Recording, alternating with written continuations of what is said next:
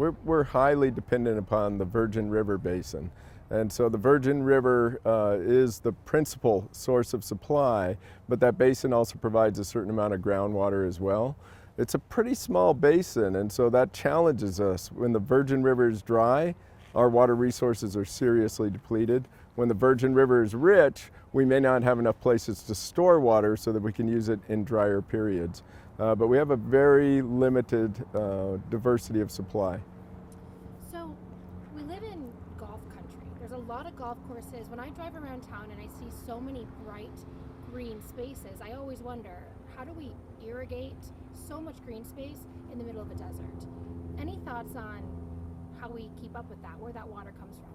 Yeah, well, it's all the same water supply. So the golf courses are sharing the water supply along with the residents and businesses, and it's certainly a use that merits closer consideration.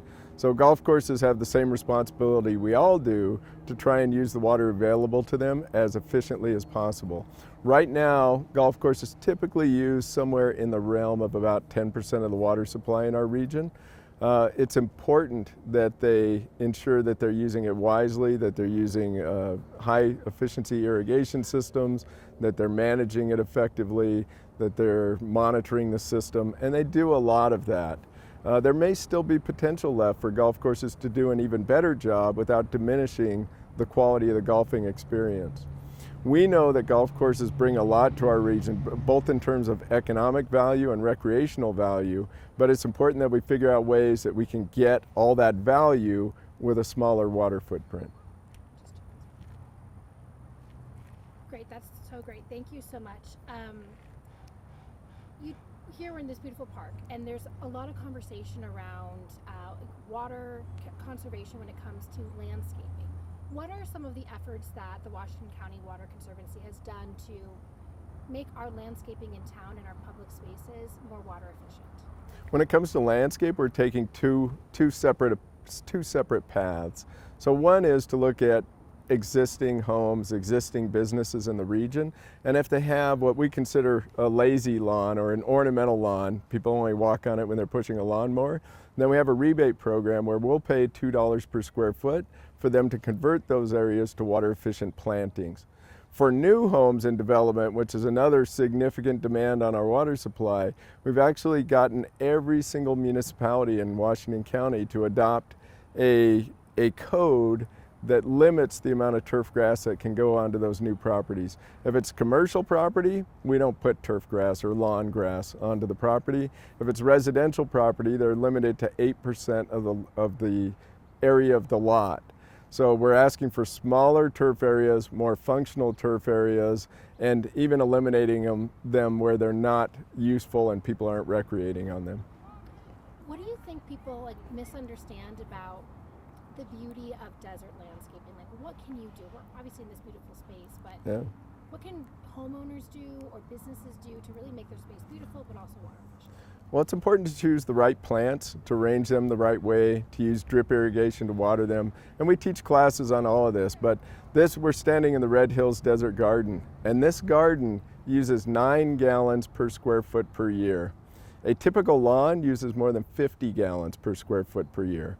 So we're using about 20 to 25% of the water that you might apply to a lawn area, and we've got stunning gardens. So it's choosing plants that are adapted to your climate, using efficient irrigation such as drip irrigation, designing and planting them in the right arrangements, and figuring out how you can create new living spaces in your yard by giving it a little more thought. We typically put turf everywhere because people were in a hurry and they kind of lacked imagination of what their yard could be.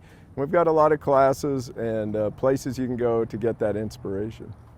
When a new golf course comes into town or a new, big open area, we're specifically talking about Black Desert because that's happening this week, but when someone's building something new, how does the Conservancy work with them to be more water efficient when it comes to landscaping? Do they come to you? Do they ask you questions? Do you have to approve plans? Anything like that? Well, it just depends on what kind of development it is. So in some cases, the city or the municipality where they're establishing the new development will have those discussions with them about how much water is available, what codes apply. The Water District is always willing to sit down with people and talk about fresh ideas, how they might be able to capitalize on water efficiency. In some cases, you take for example the Kayenta neighborhood, people actually prefer to live in tune with the land. They don't want big lawns, that's why they're there. So what we're trying to find is ways that we can create a very high quality of living on a smaller water footprint, and we get a lot more mileage out of that. Amazing, thank you so much. Let me just check my notes again. So I know that you are a leader in the water conservation space and you were in Nevada for many years.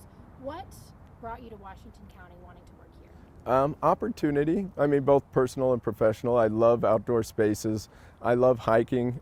You can literally, yesterday from work, I climbed to the top of that rock, right? So it's a lot of fun to be here. A lot of biking, a lot of hiking, fishing. There are a lot of things that you can do here if you enjoy the great outdoors. And that's one of the draws that brings so many people here. But also the opportunity. I feel that my calling for more than 30 years has been public service. And I have a skill set that I think was going to be put to good use here in Washington County. I'm excited about what the county and the municipalities are doing. I saw it as a really good fit for what I like to do professionally, and I'm hoping that the community and I can work closely together to find the solutions that we're looking for that sustain high quality of life and help us get more done with the water supply we have. And in this community, a growing community, also in a desert, is there any concern for you about our water supply?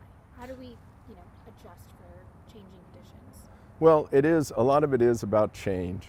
So we need to look around and figure out where did we put this 50 gallon per square foot per year grass, and is that the best choice? We've got to go take turf grass out of places that it doesn't belong. It's using an extraordinary amount of our water supply. And I feel like we've got an abundant water supply with the strategies we're using in conservation and water reuse, but we're going to have to make different decisions about how we apply it. Some of that means changing things we've already built, and a lot of it means changing the way we build things, and we're doing both right now.